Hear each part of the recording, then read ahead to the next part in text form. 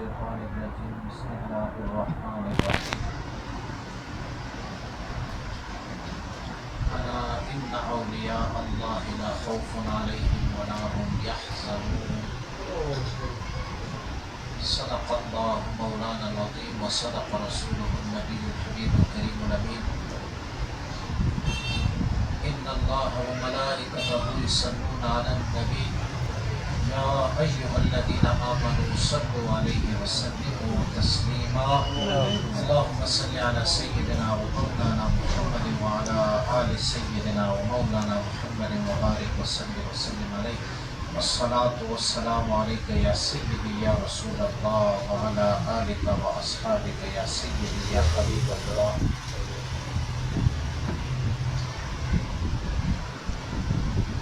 عزیزان من، اللہ کریم کی اس نعمت پر شکر ادا کریں کہ اللہ رب العزت نے اس فتنہ اور فساد کی دور میں ہمیں اولیاء اللہ سے اپنی محبوبوں سے وابستہ رکھا اور نعمت بالائے نعمت اور شکر بالائے شکر یہ ہے کہ اللہ پاک نے ہمیں ایک مبارک سلسلہ جو سلسلہ عالیہ نقشبندیہ صیفیہ مبارکہ ہے، اللہ کریم نے ہمیں اس سے وابستہ اور اس سے جوڑنے کی توفیق نصیب فرمائی. دوستو، یہ سلوک و تصوف کرتے ہیں، اللہ کے بندوں کے پاس جاتے ہیں، وقت صرف کرتے ہیں، اپنا مال اپنا پیسہ صرف کرتے ہیں، محنت اٹھاتے ہیں، تو یہ سب اسی لیے کرتے ہیں کہ ہمیں کچھ مل جائے، کو اللہ کی وصل و قرب مل جائے، شریعت مل جائے، طریقت مل جائے، تصفیہ تزکیہ کی مراتب مل جائے، صرف شکل و صورت نہیں بلکہ باطن اور حقیقت بھی مل جائے. اور اگر ہماری کوشش اور کاوش کے باوجود بھی ہمیں یہ والی چیزیں نہیں ملتی تو ہماری ساری محنت اور پیسہ اور یہ خرچ اور یہ وقت سب رائے گان چلا ہے. ان چیزوں کے حصول کے لیے مشائخ نے فرمایا کہ آپ کے پاس دو دولت ہونی چاہیے. یہ آسمان میں چمکتا ہوا سورج ہے، ایک بندہ اگر سورج سے فائدہ نہ لے تو اس میں سے سورج کا کوئی نقصان تو نہیں ہے. سورج سب پر برابر اور یکساں اپنی روشنیاں، اپنی شعشع، اپنی نورانیت کو پھیلاتا رہتا ہے، لیکن ایک بندے کو سورج سے نفرت ہے تو وہ باہر نہیں نکلتا. خفاش، رات کو اڑنے والا وہ پرندہ، چمگادڑ. اب چمگادڑ جو ہے ان کا سورج کے ساتھ منازعہ ہے، سورج کے ساتھ اختلاف ہے. اب اگر کوئی یہ کہے کہ اس سورج نے چمگادڑ کو کوئی فائدہ نہیں دیا تو یہ سوال پوچھنے والا ہی غلط ہے، کیونکہ چمگادڑ خود ہی نہیں چاہتا کہ وہ سورج سے فائدہ لے. تو اللہ رب العزت کی بندوں سے جب ہم حصول کرتے ہیں نا، ان سے لیتے ہیں، اس کے دو طریقوں ہوتے ہیں. دو دولت تمہارے پاس لازمی ہونی چاہیے. ایک اخلاص اور محبت والی دولت ہونی چاہیے اور ایک ادب والی ہونی چاہیے. یہ یاد رکھیں، اخلاص و محبت بھی ہے لیکن ادب نہیں ہے تو نہیں ملے گا، اور ادب ہے لیکن اخلاص و محبت نہیں ہے تب بھی آپ محروم ہیں. میرے آقا صلی اللہ علیہ وسلم کے دربار عالیہ میں دو قسم کے لوگ بیٹھے ہوئے. ایک کو ہم منافقین سمجھ رہے ہیں اور ایک کو صحابہ کرام سمجھتے ہیں. جو منافقین تھے وہ بھی صورتاً، شکل و صورت میں صحابہ کرام جیسے اعمال کیا کرتے تھے، نمازوں میں بھی شریک تھے، روزوں میں بھی شریک تھے، جہادوں میں جایا کرتے ہوتے تھے، لیکن وہ جو دل کی کھوٹ تھی نا، تصور یہ کرتے ہوتے تھے کہ سامنے جو جلوہ افروز ہے یہ محمد ابن عبداللہ ہے، بس انہیں رب کائنات نے حضور کی زیارت سے کوئی فائدہ نہیں پہنچا۔ اور ایک گروہ وہ سامنے بیٹھا ہوا تھا کہ ان کا عقیدہ اور نظریہ یہ تھا کہ بعد از خدا بزرگ توئی، بس انہیں اللہ کریم نے صحابہ کا درجہ دیا۔ اب صحابہ کی محبتوں کا آپ کو تو اندازہ ہے کہ کتنی محبت تھی، لیکن ادب شاید آپ لوگوں نے صحابہ کرام کی آپ نے مشاہدہ کیا ہوگا کہ نہیں۔ رب نے فرمایا کہ یہ جو صحابہ کرام ہے ان کا کام یہ ہے کہ ان الذین یغضون اصواتهم عند رسول اللہ اولئک الذین امتحن اللہ قلوبهم للتقوی۔ فرمایا وہ لوگ جو اپنی آوازوں کو حضور کے سامنے پست رکھتے ہیں، خفیہ رکھتے ہیں، کم رکھتے ہیں، یہ وہ لوگ ہیں جس کو اللہ کریم نے تقوی کے لیے چھوڑا ہوا ہے۔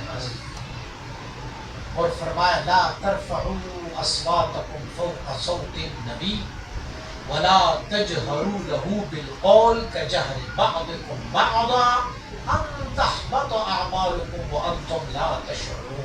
فرمایا اپنی آوازوں کو حضور کی آواز پر بلند نہ کرو، حضور کو ایسے مت بلاؤ جیسے تم ایک دوسرے کو بلاتے ہو، زید عمر بکر آواز لگاتے یا اے او آواز لگاتے ہو، یا حضور کو نام سے مت پکارا کرو۔ تو کیا کرو، اگر تم لوگوں نے ایسا کوئی کام کیا ان تحبط اعمالکم، تمہاری ساری عمل ضائع ہو جائے گی، وانتم لا تشعرون، اور تجھے پتہ ہی نہیں چلے گا۔ منع کیا گیا ہے کہ میرے آقا کو یا محمد نہ کہیں، کیونکہ ہم ایک دوسرے کو بلاتے ہیں نا، ہم کہتے ہیں زید عمر بکر عبداللہ، یہ آوازیں لگاتے ہیں ان کو، نہیں۔ مشائخ نے اپنی سالمین کو یہی سکھایا ہے۔ آپ دیکھیں گے جتنی مشائخ گزرے نا، تو ہر زمانے میں جو ادب والی ناموں کا اصطلاح تھا، ہر مرید نے اپنی شیخ کو اسی ادب سے پکارا۔ آج کل جو ہے نا وہ سرکار ہوتا ہے، ہر سرکار۔ آپ نہیں سنیں گے کہ کسی، ہمارے ہاں میاں بیوی کے درمیان بھی اس ادب کو رکھا گیا ہے، پٹھانوں میں پشتونوں میں کوئی بھی بیوی اپنی شوہر کو نام سے نہیں پکارتی، اور کوئی بھی شوہر اپنی بیوی کو نام سے نہیں پکارتا۔ اسے بھی ایک ادب ادوب کا ایک تقاضا کیا گیا ہے۔ جب میں نے شادی کی تو میری گھر والی کو حضور مبارک صاحب رحمۃ اللہ تعالی نے فرمایا تو ان کو کس نام سے پکار، تو چپ ہو گئی۔ ہمارے یہاں جو ہے نا وہ جب تک بچے نہیں ہوتے تو اے کر کے بلاتے ہیں، اور ہمارے پنجاب میں جو ہے نا وہ کہتے ہیں سنو جی، نام نہیں کہتے سنو جی، اور ہمارے ہاں جو ہے وہ اے کر کے یا وہ کر کے بلاتے ہیں۔ جب بچے پیدا ہو جائیں تو بچوں کے نام سے پکارتے ہیں، احمد کے ابو، فلاں کے ابو۔ تو میری گھر والی کو مبارک صاحب رحمۃ اللہ تعالی نے فرمایا دیکھو یہ تمہارا شوہر جو ہے نا، اس کا اپنا نام جو ہے نا وہ احمد سعید ہے، لیکن یہ مشہور ہے یار کے نام پہ، یار جان کے نام پہ مشہور ہے۔ دیکھو آپ یار جان کے نام بھی نہیں پکارو گے، کیونکہ اب یہ اس نام سے مشہور ہے، تو اللہ تمہیں اولاد دے، بعد میں جو ہے نا وہ آپ اپنی اولاد کے نام سے، مجھے میری گھر والی میرے بچے احمد کے نام سے پکارتے ہیں، کہتے ہیں ابو احمد، میں اسے پکارتا ہوں جب بھی میں اس کو کہتے ہوں ام احمد۔ ایک اذان کا ہم نے جواب دیا ہے۔ تو عرض کرنے کا مقصد یہ تھا کہ مشائخ سے لینے کے لیے، مجدد رحمۃ اللہ تعالی تو کمال کی ہستی ہے نا، کیا آداب اور ادب انہوں نے ہمیں سکھائے. فرمایا الطریق کلها ادب، فرمایا یہ طریقہ اے ٹو زیڈ سارے کا سارا ادب ہی ادب ہے. اور ہیچ بے ادبی بخدا نہ رسد، کوئی بھی بے ادب اللہ تک نہیں پہنچا. یہ فرمایا آپ نے کہ یہ جو 72 فرقے ہیں نا ضال اور گمراہ والے فرقے جو ہیں، فرماتے ہیں ان سارے فرقوں کے جو سربراہ تھے، جو لیڈر ہے ان فرقوں کی، محمد ابن عبد الوہاب نجدی ہے وہابیوں کا، ایسے ابن تیمیہ ہے. فرماتے یہ سب جو ہے یہ طریقت میں شامل ہوئے ہیں، کسی کامل مکمل سے انہوں نے اکتساب کیا ہے. طریقت میں شامل ہونے کے بعد بے ادب ہو گئے، اور جب بے ادب ہوئے اللہ نے اسے گمراہ کر دیا ہے. اچھا ان کی نسبت نے بھی ان کو کوئی فائدہ نہیں. یہ ابن جوزی جنہوں نے سیدنا شیخ عبد القادر جیلانی رحمۃ اللہ تعالی کے خلاف کتاب لکھی ہے تلبیسی ابلیس، یہ تلبیسی ابلیس کتاب لکھنے والا ابن جوزی، یہ بھی شیخ عبد القادر جیلانی رحمۃ اللہ تعالی کے مرید تھے. بس انہوں نے پھر کتاب جو لکھی ہے، اللہ کرے کبھی آپ وہ کتاب نہ پڑھے تو صحیح، کیونکہ انہوں نے وہ جو اس میں گستاخیاں اور بے ادبیاں آپ کی شان میں کی. آج کل وہ سوشل میڈیا پہ ہے نا، وہ جو جیلمی ہے، وہ مرزا جیلمی، وہ کہتا ہے کہ شیخ عبد القادر جیلانی رحمۃ اللہ علیہ کا دین پلید ہے. وہ کہتے ہیں دین صحیح نہیں ہے ان کا. کہتے ہیں یہ غلط بات ہے کہ وہ شیخ عبد القادر جیلانی کا سلسلہ نسب حضور نبی اکرم صلی اللہ علیہ وسلم تک پہنچے، وہ سادات میں سرے پر دین ان کا گندا ہے. علیہ باللہ یہ لفظ کس نے استعمال کیا؟ سب سے پہلے ابن جوزی نے استعمال کیا، شیخ عبد القادر جیلانی رحمۃ اللہ تعالی. تو مجدد کا ارشاد گرامی ہے، آپ ارشاد فرما رہے ہیں کہ ایک بادشاہ کے دربار میں ایک وزیر کھڑا تھا، اور وزیر نے اس دن جو ہے وہ بالکل نیا لباس پہنا ہوا تھا. تو لباس میں انہوں نے بڑے اعلیٰ قسم کے بٹن لگائے ہوئے تھے، بٹن لگائے ہوئے. بادشاہ کے سامنے کھڑا تھا تو اس کی اچانک نظر اپنی بٹن پہ پڑی. یہ مکتوبات شریف یہاں پر پڑا ہوا ہے، مکتوب نمبر 292 جلد اول میں اٹھائیں گے تو پھر پتہ چلے. فرماتے ہیں کہ یہ اپنی بٹن کی طرف اس نے دھیان دیا اور اس سے کھیلتا رہا.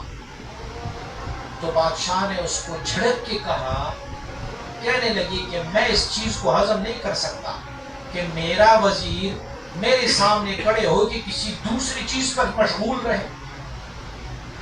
تو مجدد فرماتے ہیں کہ اگر دنیا جو دنیا ہے، جو اللہ کی مبعوث ترین ہے، اس کے لیے اتنے دقیق آداب کی ضرورت ہے، تو وسائل وصول الی اللہ جو مرشد ہے ان کے حق میں کتنے آداب ہونے چاہیے.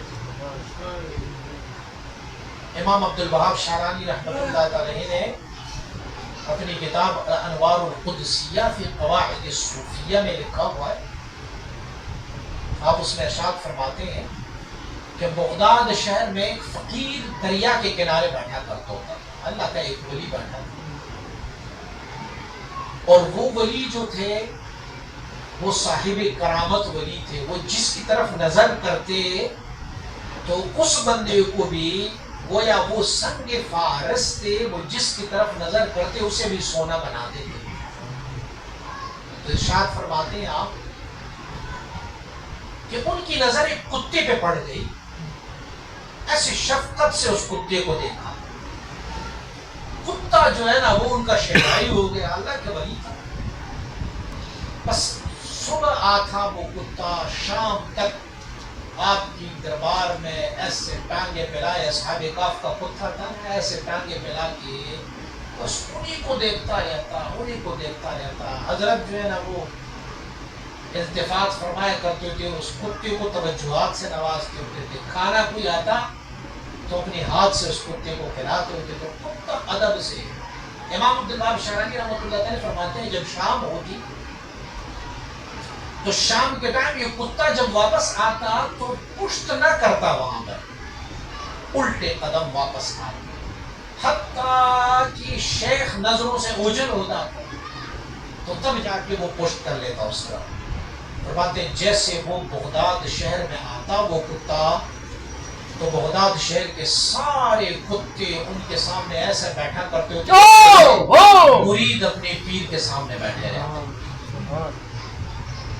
وہ کتے شکار کر کے ان کو لایا کرتے ہوتے تھے اور ان کے سامنے رکھا کرتے تھے. تو آپ ارشاد فرماتے ہیں کتے کی بدقسمتی ہے. ایک دن حضرت نے اپنی وضو کے لیے پانی رکھا ہوا تھا.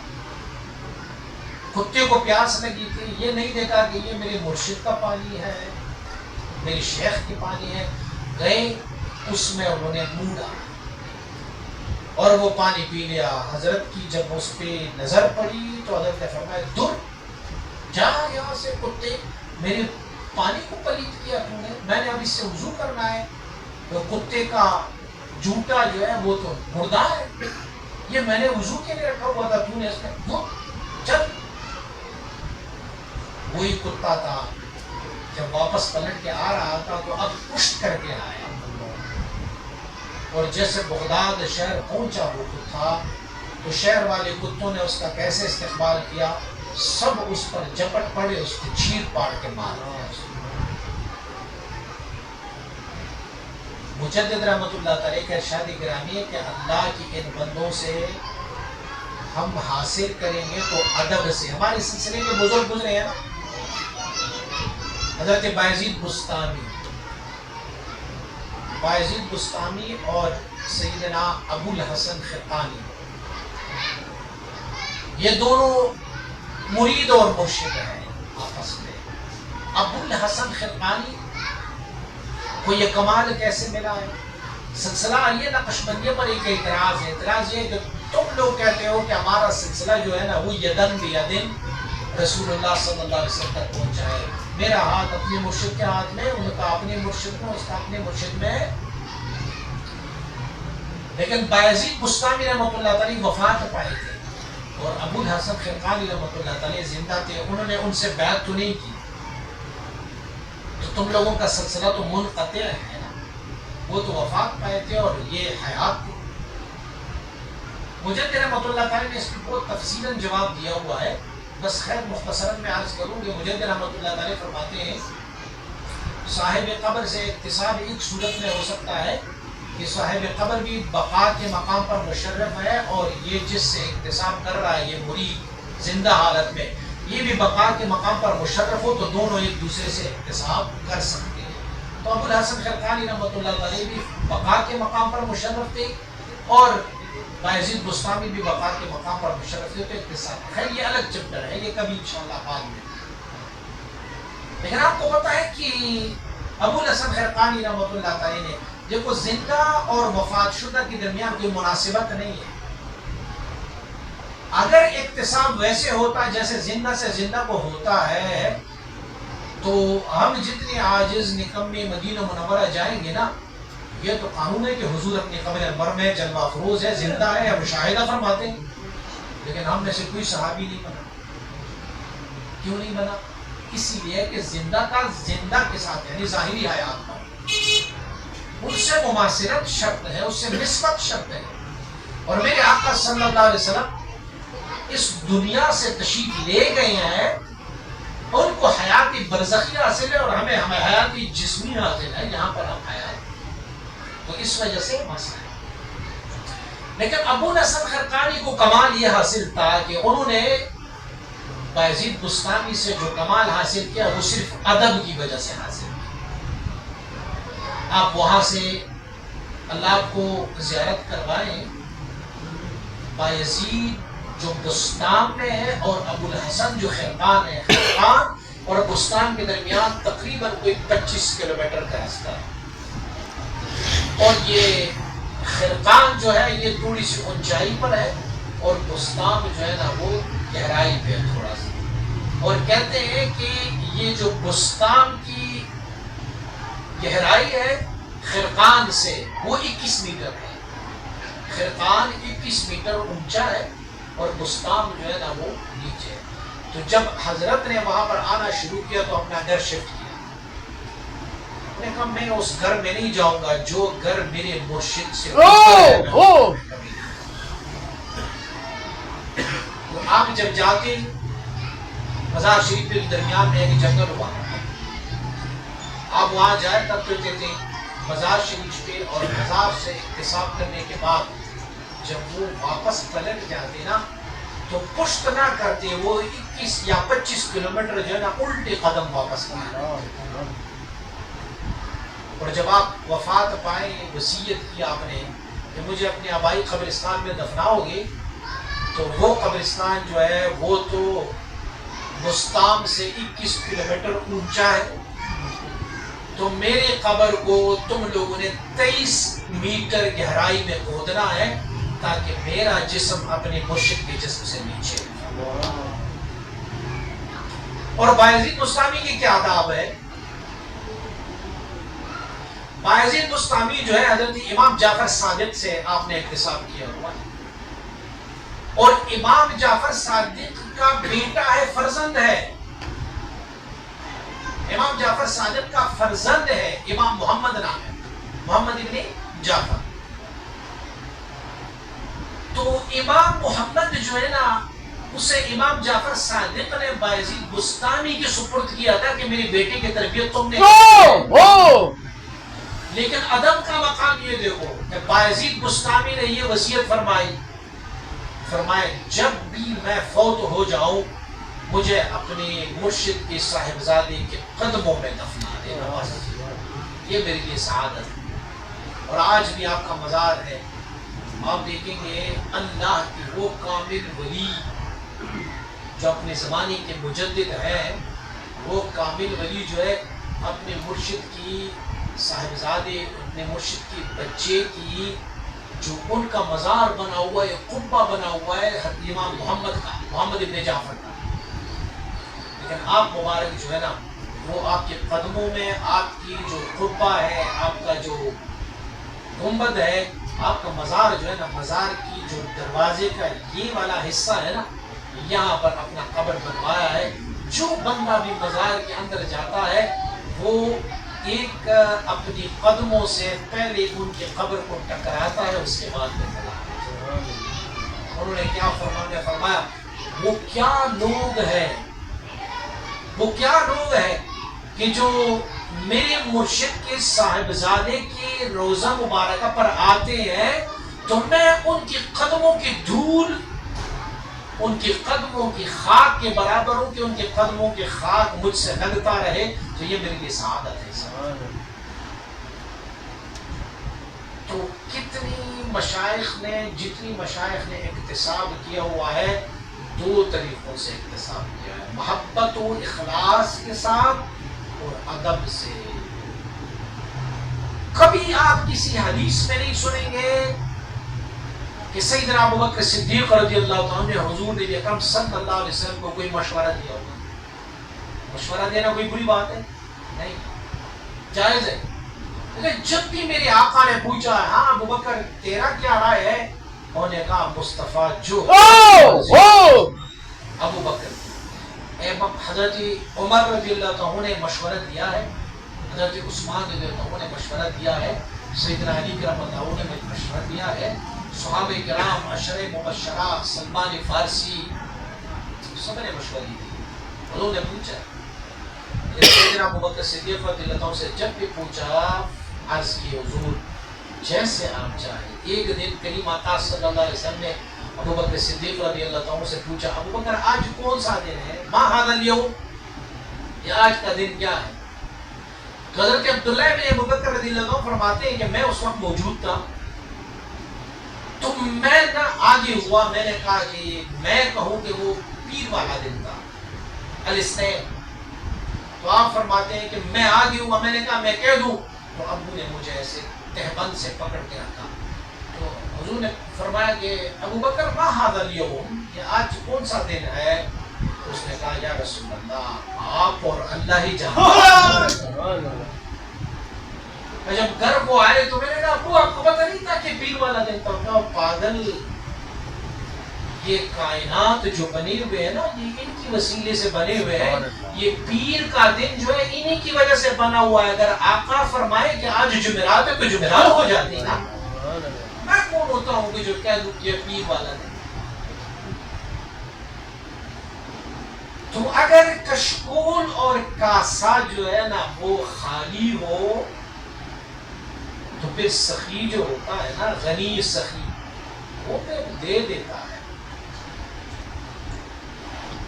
تو عرض کرنے کا مقصد یہ تھا کہ مشائخ سے ہم نے حضرت مبارک صاحب رحمۃ اللہ تعالی کے ساتھ وقت گزارا ہے.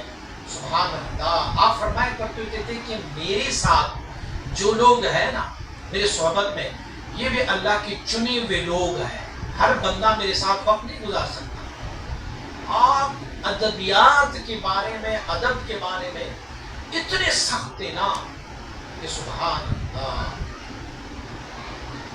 تو ہم نے ان کے ساتھ وقت گزارا ہے. کبھی بھی مجھے یاد نہیں پڑتا کہ حضور نے کسی بھی چیز کے بارے میں پوچھا ہو، مجھ سے کسی مسئلے کے بارے میں پوچھا ہو اور میں نے ان کو بتایا ہو کہ حضور یہ مسئلہ ایسا ہے یا یہ بات ایسی.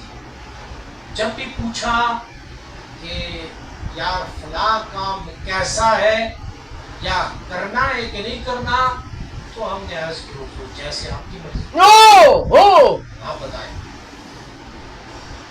کبھی زندگی میں ہم جو اولاد ہیں ان کی ہمیں نہیں فرمایا، کسی مرید کو یہ نہیں فرمایا یہ کام ایسے کرو، نہیں کہتے تھے کسی کو، سالک کو بھی، ہمیں بچوں کو بھی نہیں کہتے یہ کام کرو ایسے، نہیں فرمایا. میں نے ایک دن عرض کی حضور آپ حکم کیوں نہیں فرماتے کسی کو؟ کیا فرمایا کرتے تھے؟ یہ مائک اگر وہاں رکھا جائے تو بہتر ہوگا، اگر دسترخوان بچھایا جائے تو بہتر ہوگا، اگر سالکین کو بلایا جائے تو بہتر ہوگا. یا حضور حکم فرما دے دسترخوان بچھائیں، میں بیٹا ایسے نہیں. میں کہوں کہ بچھاؤ اور بتقاضۂ بشری آپ نہ بچھا سکے تو آپ ہو گئے نا، میری حکم عدولی ہو گئی تو آپ ہو گئے. میں کیوں تم لوگوں کو میں ہو سکتا ہے کہ کوئی ایسی بات کر لوں کہ جو تم لوگ اس کو پورا نہ کر سکو، تو اس لیے میں تمہیں اختیار دیتا ہوں. میں کہتا ہوں کہ اگر اس کو بچھایا جائے تو بہتر ہوگا، تو آپ لوگ بچھائے سمجھ لیں. تو الحمدللہ حضور مبارک صاحب رحمۃ اللہ تعالی علیہ سے جن جن لوگوں نے ادب اور جن جن لوگوں نے ان سے محبت کی، اللہ کریم نے اس کو اپنی اپنی مقدار پر نوازا اور فرماتے ہوتے تھے کہ ہر کسی الظن خود شد یار من وزدرونی من نجس اسرار من. ہر بندہ جو ہے نا وہ اپنے اپنے خیال اور گمان سے میرا یار ہوا اور میرے اندر سے اس نے وہی کمالات اور فیضات جو ہے نا حضور مبارک صاحب رحمۃ اللہ تعالی کے ایک خلیفہ حضرت مولانا غزنوی صاحب کے نام پہ تھے. وہ مثال دیا کرتے تھے، آپ ارشاد فرمایا کرتے تھے کہ اگر میں ٹیوٹا کمپنی سے جاپان سے ایک بالکل 0 میٹر گاڑی منگواؤں اور وہ آئے یہاں پر گاڑی، اور پھر میں اسے کسی پہاڑی کی چوٹی پر لے جا کے اس کو وہاں سے گرا دوں اور وہ ٹکڑے ٹکڑے ہو جائے، میں اسی گاڑی کو دوبارہ ٹیوٹا کمپنی والوں کے پاس لے کے جاؤں گا، جیسے 0 میٹر تھا ویسے بنوا کے دیں. اب اسی گاڑی کو جب وہ بنائیں گے تو جو پہلی بار بنی ہوئی گاڑی تھی ویسے تو نہیں بنی گی، چاہے وہی کمپنی والے بنائے، چاہے تمام اس میں چیز اور سامان نئے سے نئے بنوائے لگائے، لیکن وہ والی گاڑی نہیں ہوگی جو پہلے والی ہوگی. تو فرمایا کرتے تھے کہ اگر کوئی سالک خدا نخواستہ کسی بے ادبی کا مرتکب ہو جائے اپنے شیخ کے ساتھ اور شیخ اسے معاف بھی کر دے تو ہوتا کیا ہے، دوبارہ وہ نہیں ہو سکتے، پھر وہ ختم ہو جاتا. تو اسی لیے اللہ رب العزت نے ہمیں اتنا پیارا اور بہترین سلسلہ دیا ہوا ہے، اتنا عظیم سلسلہ دیا ہوا ہے، اور اس میں دیکھو سلسلہ سیکھے میں فیض کی کوئی کمی نہیں، بالکل نہیں. اس میں آپ پوری دنیا میں دیکھیں گے اس جیسا سلسلہ آپ کو نظر نہیں آئے. تو اس سلسلے کے لیے قدردانی یہ ہے کہ اللہ کے ان بندوں کے ساتھ ادب سے، اخلاص سے اور محبت سے پیش آئے۔ حضور مبارک صاحب رحمۃ اللہ تعالیٰ فرمایا کرتے تھے کہ ہم جب سالکین کو نصیحت کرتے ہیں ادب کے بارے میں، اخلاص کے بارے میں، اس کا مطلب نہیں ہوتا کہ ہم اپنی بڑائی کر رہے ہیں، نہیں، وہ اسٹوڈنٹ ہے، شاگرد ہے، اور ان کو ہم نے سمجھانا ہوتا ہے کہ بھئی تم نے یہ سبق اگر پڑھنا ہے تو تمہیں آنا ہوگا کلاس میں بیٹھنا ہوگا، پھر آپ کو کچھ حاصل ہوگا۔ تو اللہ کریم ہمیں بھی اس سلسلے سے وفادار رہنے کی توفیق نصیب فرمائے، اور اللہ کریم ہمیں اس میں سے ادب اور اخلاص و محبت نصیب فرمائے۔ وآخر دعوان الحمدللہ رب العالمین، الحمدللہ رب العالمین۔